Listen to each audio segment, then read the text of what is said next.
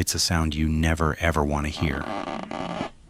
It's not the familiar creak of an old house settling, not the wind rattling a window.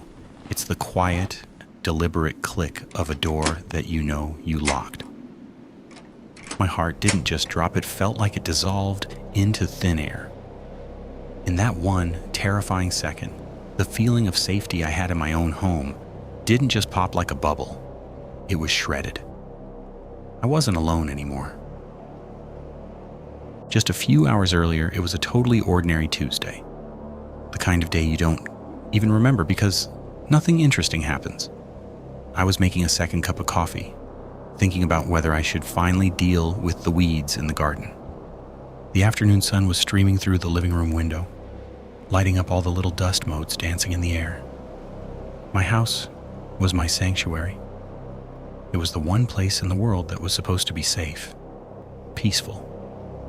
Then, around 3 p.m., I glanced out my kitchen window and saw a man walking slowly along the edge of my property.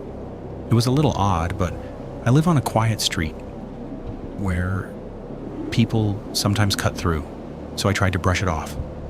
A few minutes later, I heard a clatter from the backyard, like something hitting the fence.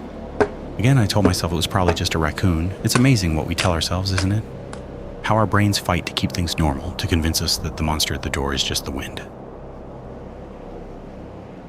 But that feeling, that cold, heavy knot in my stomach telling me something was deeply wrong, just wouldn't go away. And then I heard it again. This time at the back door. A distinct metallic jiggle of the handle. That wasn't an animal. It was a person, deliberately trying to get into my house. My blood ran cold. I grabbed my phone, left my coffee on the counter, and ran upstairs, my feet completely silent on the carpet. I locked myself in my bedroom closet, pulling clothes down over me, just trying to become as small and invisible as possible. My hands were shaking so bad I could barely unlock my phone to dial 911. 911, what's your emergency? The operator's voice was so calm, a crazy contrast to the terrified whisper I managed to get out. Somebody's in my house. I think he's trying to get in. And then, a splintering crash from downstairs. He was in.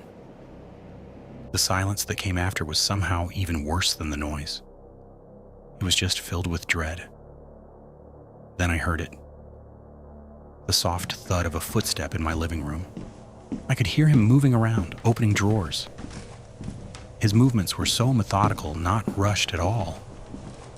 He felt like he was entitled to be there. In that moment, he stopped being a trespasser. He was an invader, and my home was his to explore. Section 3. Justice. The sudden wail of sirens getting closer was the most beautiful sound I have ever heard. The police were incredible. They moved in, I heard shouting, a short, violent struggle, and then the words that felt like my first breath of air after being held underwater. He's in custody. The investigation was a blur of questions and flashing lights, but the prosecutor made one thing crystal clear. The man's initial act of just being on my property was trespassing, but the moment he forced his way into my home, intending to commit a crime, everything changed. The law makes a huge distinction between someone who wanders onto your lawn and someone who breaks into your home. That intent to commit a crime inside turns a simple trespass into a far more serious felony, like a burglary or home invasion. Standing in court, reliving every single terrifying sound while he just sat there without a shred of emotion was one of the hardest things I've ever had to do, but the evidence was overwhelming. The judge handed down the sentence. 20 years in a state prison. 20 years. When I heard that number, I could finally unclench a fist I didn't even realize I was making.